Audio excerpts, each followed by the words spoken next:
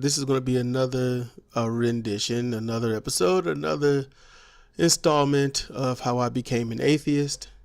Before I get into it, I just want to be forthcoming about a few things, and one of them is the opening to this for this playlist. The opening is atheist dragon. That's what it was. And I thought it would be cool. And then I came up with a design, albeit a bit crude, but I like it. And I discontinued the thought of that when I got started. And then I found Prophet of Zod. And I thought, you know what? I do intros for my wrestling. I've done intros for comparative reasoning. I do intros for my other channels. So why not for this? But I thought, what could I possibly do? Nothing really interests me. And listening to Prophet of Zod, that cute little pesky tune, that piano. So that inspired me to do this one. And there you go. That's how I got this. And I just found it pesky. It's cute. So I did that. And now I'm at the point where for Hiba, as I say, off of this, but I think I'll start saying it now, how I became an atheist. Hiba is getting to the point where I have to be triggered in memories. And because of that, there's not going to be too much, toting along or anything like that. I'm going to pretty much get right into it, as I am going to do this one.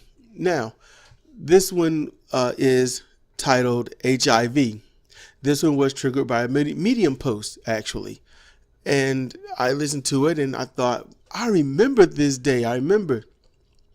So since it's that vivid, I'm going to get into it. This took place in the 80s. I was still a kid, and I remember I was at my aunt's house. It was me, my cousin, her, my mom. We were all, pretty much corralled in the kitchen, just talking, and for some reason the subject of AIDS came up. So it was new to us. It was new to me. I was maybe 13, somewhere around there, 12, 13. It wasn't 11, might have been 14, but not 15. I know that for a fact. It wasn't 15. So 12, 13, or 14. It's so hazy for some reason. But we're there, and then my aunt comes to me, and my uncle was there too, but usually watching the game. I never really saw him too much unless I walked from room to room, walked from the kitchen to the hallway. That's when I would see him on the couch watching the game. He just gave me this look like, what are you doing here and what do you want? Not a angry, not a judging look, just like almost where'd you come from? So I'm sitting at the table, and then I'm getting up. I remember sitting down and getting up awful lot, and I remember telling me to sit down or stand up, make a choice. And then I remember my aunt coming to me, and she holds this paper. She says, "It's the AIDS virus." Now, my other cousin, he comes in, and now both cousins are in there. They're, my aunt and uncle's kids, they're in there. And she's like, "This is the AIDS virus." Now, I had not learned of anything of a virus in school. I had not learned anything of a virus in school. The term virus, I don't even really recall coming up in school at this moment. I don't. So I'm stuck. What's a virus? By the time they're explaining things, I'm still asking in my head. I don't ask out loud, what's a virus? Where does it come from? What does it do? And why does this concern me? Those were the things I was asking. So she shows us this picture. It's on paper. It's on 11 by 8.5 paper and all that other stuff, or whatever the measurements are. And it was all folded up. She had to unfold it. And it was I mean, it just looked like blown up outline traces of tree pollen and kind of a curved, more sharpened at the ends hot dog kind of thing. That's what it was looking like. And she's like, this is the AIDS virus. And I'm like, okay. So in this, I'm like, I don't really care. That's where I was. And I remember my cousin, he was the older female cousin. She's just 9 days older than me, but my male cousin, he's like, yeah, that'd be killing faggots. And I'm like, what's a faggot? And I mean, I had roughly the same questions. So in thinking this, all I can do is hear information that I don't understand about something that I know now they either didn't understand or didn't want to understand. So they're talking, and I remember hearing them discuss AIDS and how it, and they would say homosexuals and how they pass it back and forth and it's just going to kill all of them. And they talk about, well, obviously that's God's judgment. Okay. And I'm still in that age where I'm like, I don't care about God. It's hard. Egotistically, I don't care to believe in God. And at the same time, if God made this to kill them, I was thinking, if he's so powerful, why give him a disease that's going to kill him? Why not they just fall over dead? I'm just saying, death touch, just kill him, get it over with.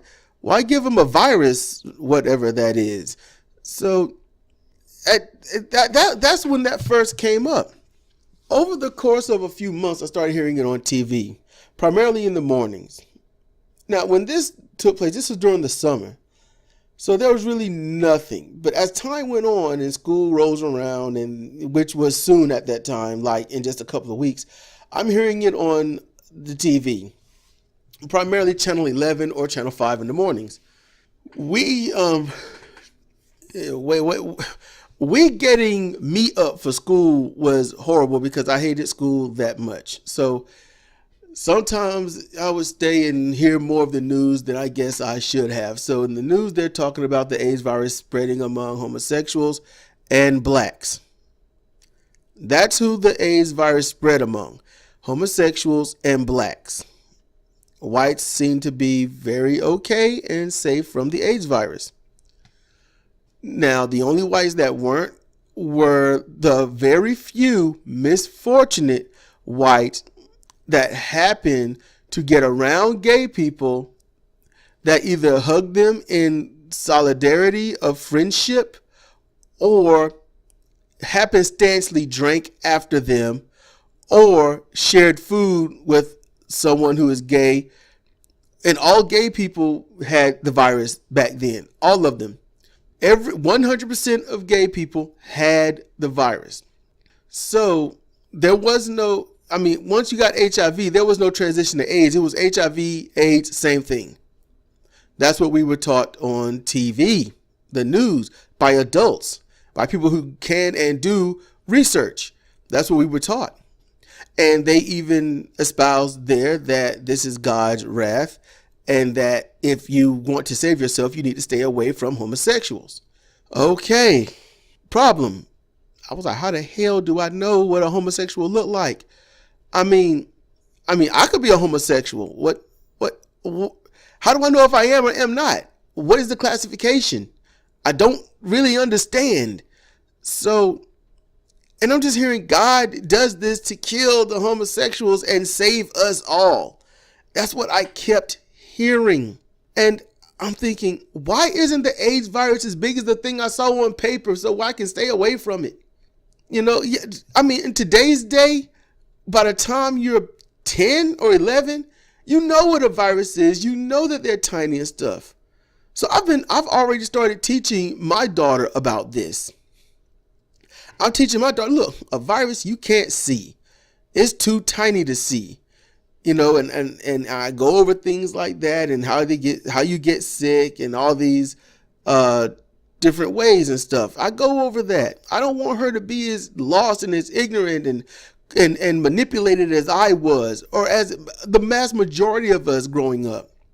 So I want her to ask questions out loud and not be silent like I was, because you should know your place and shut the fuck up.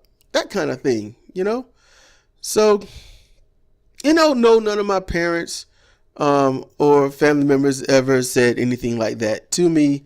Usually teachers would say it, or if my mom or dad did say it, it'd be like, kids should be seen and not heard, that kind of thing. So hearing all of this, I'm thinking, what's going on? Why is it still going on? And why hasn't anyone stopped it? So I was talking to one of my friends, and I was like, well, if HIV and AIDS are only with the homosexuals, why not just go kill all the homosexuals and burn them, killing the virus and all of them, and then there's no more AIDS? And why isn't it that simple? And I remember asking, obviously my friend didn't have an answer, and I asked my mom that, and she just kind of stared at me kind of like this weird, that's a solution, but I don't know. And she comes to me later and she just says, killing is wrong and God doesn't want people to kill. And I paused. I said nothing as usual. I just said nothing. And I thought, God doesn't want us to kill, so we shouldn't do that this way. And yet, God's the one killing them. So is it okay for God to kill them, but not us? That's what I was thinking. Around this time, I was also angry about school and angry about having a lack of power. And when I say lack of power, I mean a lack of the ability to voice my opinions and get a different opinion or argument going when I'm accused of something that I was not in the vicinity to do. And I remember asking, when I get to be an adult, I remember asking my dad this, when I get to be an adult, can I do all the things that I'm not supposed to do and get away with it just because I'm an adult? And he hesitated for just a second and was like, yeah. Now let's go. You got to go to school. You ain't talking your way out of it. I'm like, is being adult really the good thing to be? That. And most kids hear stuff like that and they're like, yay, I get to go do stupid stuff. So there's a lot of things that go with this kind of thing. A lot of stuff. Sorry that these are long, but I'm being as direct as I can. Being direct and going on the timeline of how this formed my conclusions. So when I decided that I would just forego the thoughts of everyone, because the problem is AIDS is here. God sent it here to kill the gays and the fags and the queers and butthole bandits and anything else that people could call something that they don't like. Which is why I never called them like, oh my God, that's so gay. Oh, you're so gay. If it's stupid, it's stupid. I don't call it gay because it's just downright insulting to those who are homosexual that had to go around hearing that crap. It ain't like somebody's going to go around calling something stupid, but call it your name or your race or your dress style or dress code or job of or place of work or your hobby or your habit or anything like that. Nobody's going to do that. So I'm like, I don't like this. I made up my mind that I don't like it. I'm not going to listen to these people because they have zero credibility with me. They lost it. So I reset everything that I was hearing to zero. And I chose, I think winter had started to set in. It was like late November, like the last week of November or the first week of December. And I was like, whatever I learn, but it has to be without hearing about God. It has to be without insulting people that happen, guys that like guys, because there was no such thing as a woman liking a woman. Never. Oh, that just never showed up. So it has to be about the virus and the virus only. So fast forward a few years, about 2, honestly. I know I was 16 at this time, and learning that the AIDS virus was created in Africa. Now, there was the conflicting stories. And although I have done wiki research in the most recent times, in terms of years, in the past like 5-6 years, I don't know, because everything gets either redacted or altered because people want to cover stuff up. Now, that's why I say I don't know. I will never know the absolute fact and the reason behind anything. And the only people that do were the ones that did what they did. So the conflicting stories were this. A white dude in Africa created the virus from other viruses. And that way, that's how they did it. Tested it on people first and found that there was no cure, and they lost their immune system and thought that'd be a great thing to introduce to the black community. All right. Next story. It's kind of sparking other ones that I heard rumors, more rumors than stories, more than facts, just hearsay around halls. But this was high school halls, was hearing it around. So, the other one was, they got it from monkeys. Like, it lives in monkeys. It's always been in monkeys. Monkeys always gave it back and forth to each other, but they're immune to it. It can't harm them, or it does something different to them. So this guy that was experimenting on monkeys, trying to find other things to do, he discovered that and tested on human blood and found that it attacked certain cells and then weaponized it. I honestly, yes, I'll admit, at 16, I had no idea what weaponized mean. I'm like, there's a weapon. What does the eyes mean? You know, what? I was still getting into the Terminator, and then, you know, the Froginator and the Bubblenator, and, you know, I mean, I was still trying to, I was still getting into that. So to eyes something was new to me. Okay, so, and then there's the story that it came from a tropical storm that developed in Africa as it discovered new. Yeah, I mean, they were saying there's still viruses and whatnot and bacteria to be discovered in these rainforests and whatnot, and that's where it was found. And they, well, weaponized it. Then it was said that it wasn't in Africa. No, that's wrong. It was in Brazil. So in Brazil, that's where they found it, in the rainforest, where there's still millions of bacteria and virus to be discovered, even to this very date of 2018. Even this year, they're saying that there's still millions of viruses to be found. Okay. So I'm like, obviously, this came from someone or somewhere. And if it came from someone, let's say some dude did make it, then it couldn't have come from God. And I remember making that argument against somebody I was listening to talking about AIDS in the hall. I remember I kindly just interjected myself. So, I guess I did deserve what I got. But I asked the question, you know, if a dude made this, then, and then they're saying that it came from God. I mean, don't it make sense that if it couldn't have come from God if a person made it? And he's like, well, where do you think the person came from? I'm like, I don't know what country he's from. And he's like, God made everybody. Get the fuck out of here, fat boy. So I'm like, I want to challenge. I really want to start talking shit. But in high school, I was in no position to talk, because pretty much if I did a rebuttal, it would be 5 people whooping my ass. And that's pretty much how I always got threatened. It was never that one person. It was always like 5. So, and that's the problem. I was at a group of about 3 people with about 3 others approaching, because, you know, buses are still showing up for the morning class. So I walk off. I just take the insult and walk off as usual. And later, there was a pamphlet that was handed out in the class I was in. And it was talking about HIV and AIDS. And I did not want to look at it. As crazy as this is, I didn't want to look at it. I was like, because I was dejected from earlier. I was upset. And I was like, no matter what anyone finds out, is it really the truth? Really? How is it the truth? I mean, you could do all the research in the world. Is it the truth? And most likely not.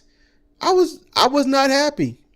And I roughly feel this way today because every time we try to find facts and truth, then we find out that it's not true. And then the facts are a little skewed. And then you find out the truth. And then some years later or decades later or damn near a century later after we're gone, the others find out the truth and say, oh man, people back then, they didn't even know. And it's like, what the hell? So I read it just a little bit. And they talked about how AIDS was created in a pharmaceutical area in Southern Africa in an isolated location. It was a white doctor who was very proficient in his field. He had like a couple of PhDs and other stuff like that. And it was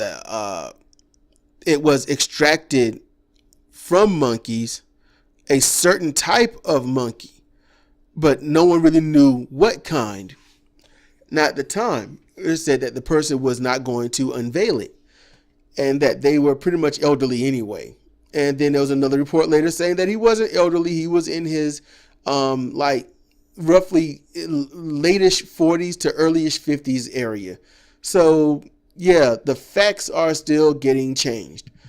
I was like, I don't care. I got to the point, I'm like, I'm not gay. I don't have AIDS.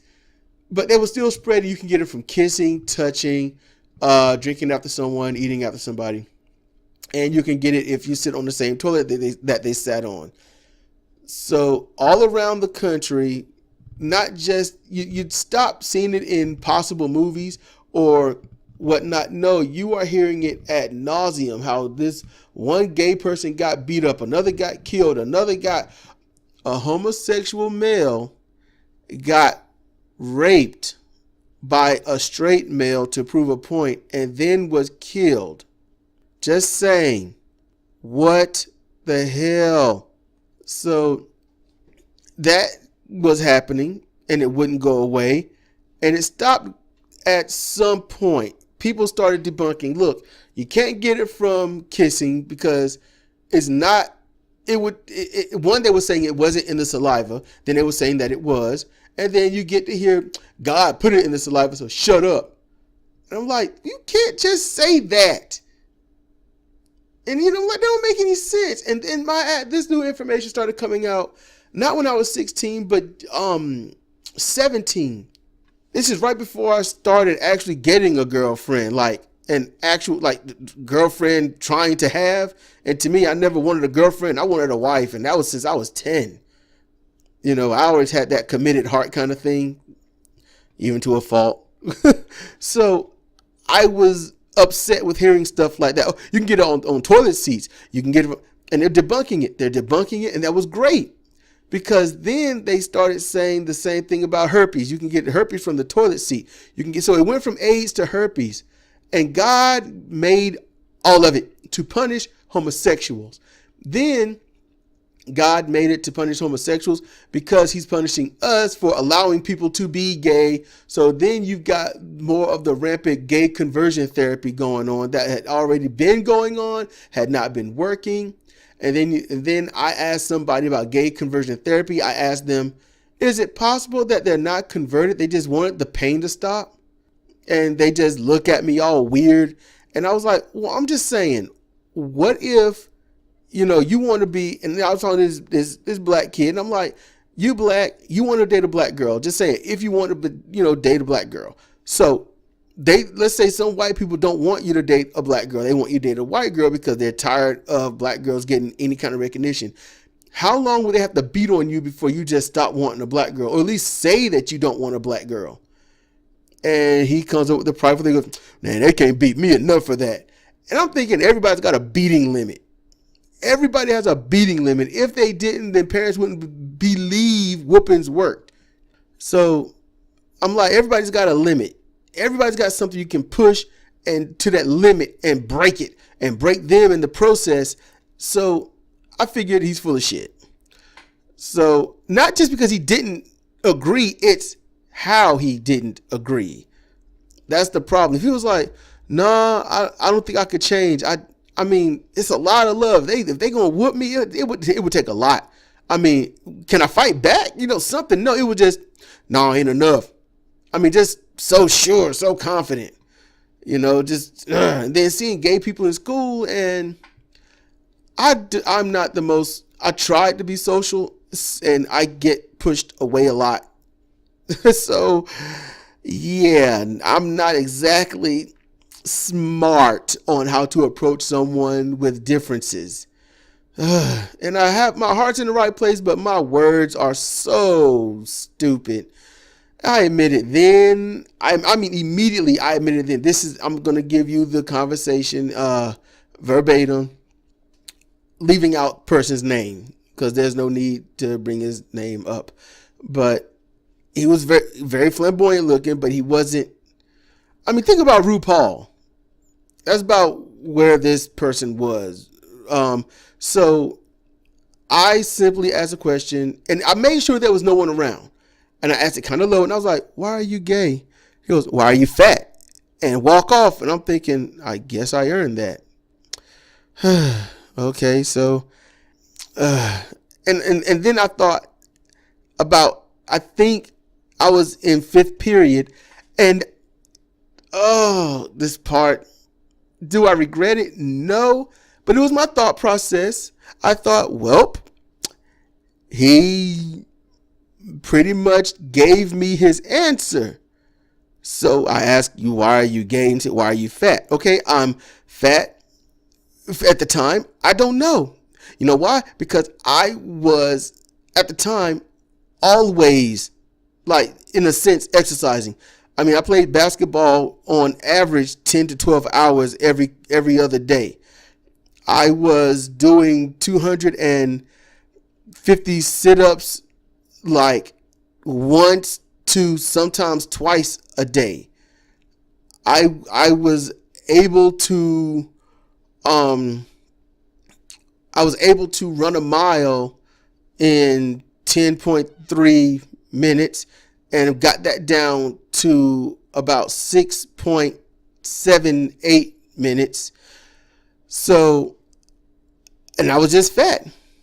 So he's gay because he don't know. He's gay because he work out. Is he gay because, and did I eat a lot? Nope. Which was the problem. My metabolism was crap because I didn't eat much. So yeah, I'm like, maybe that's what it is. I didn't know about my metabolism or anything back then. No, I had no clue. None. But I mean, if you want to go on today, then hey, he's gay because he didn't eat and he worked out a lot. So, that's how I kind of see things. So you ask a question, and someone gives you an answer to your question, you can't be upset.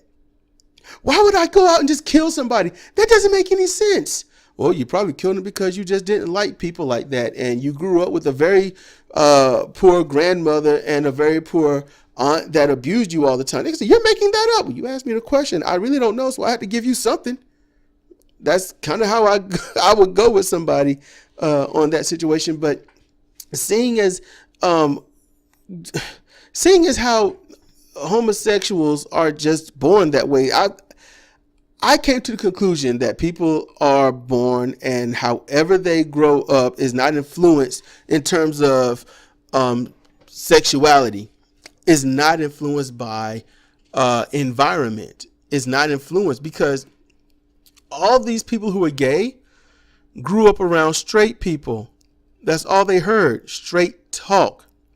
They only heard that, and it's religious. So you got straight people saying straight things and saying that God hates gays. God says gays should be murdered, and they were. these people who have these same sex feelings, they grow up in an area, in an environment, in a country, in a world, a planet, where the human animal will find them and murder them without persecution, without poor judgment. They get killed, they get murdered, they are shunned, they are shamed, they are hated, they are abused, they are beaten, they are neglected. They are seen as a verbal and visual pariah. They are unwanted by every single thing except another that is like them. So with everything against a person, a thing, a way, a process, everything against it, why be it? I was looking in the mirror. I was 18. I was in the middle of another breakup, another roughly 3-month breakup. And I remember looking in the mirror, and I remember overhearing this debate on TV, and it's like, why are black people black? Why would they just not choose to be white? And it was like, I don't know. And I was like, wait, they're actually talking about that. And I remember looking in the mirror, why are you black? And I was, why are you the color of one of the most hated demographics? I mean, nobody likes a black person. Even black people don't like black people. So why in the hell would you be black? I don't have a choice. I was born. I'm this, and I got to move on. I can't do anything else. So I was like, that's just the answer. That's just how they are. And then later, some years later, I was watching this movie on Lifetime about this female who's lesbian and whatnot, and her father was upset about it. Why are you a lesbian? Why do you like girls? And she asked him, why are you straight? Why do you like girls? And I'm like, there it is. Not that it agrees with me, but I'm like, why are you straight? Why are you not gay? Why are you not in love with a toaster? Why are you not pansexual? And then, you get, the Florida nightclub shooting and all these other things. And they say it's because God hate gays. Then you find other facts. And then you got Hurricane Christina, and because of the homosexuals, God's punishing everybody, and they punish black people the most. That's what God punishes black people the most. So everything comes down to God punishing in the name of hating a demographic of people who are doing nothing to anybody. By and large, homosexuals are doing nothing to anybody. Homosexuals in the United States was stricken with a disease that came from another country. So whether that was man-made or it was extracted by man from another or fellow animal, it was brought here by man, and it was inflicted into that community. Just like guns and drugs was pushed into a community of black people and allowed to spread by the CIA, Central Intelligence Agency.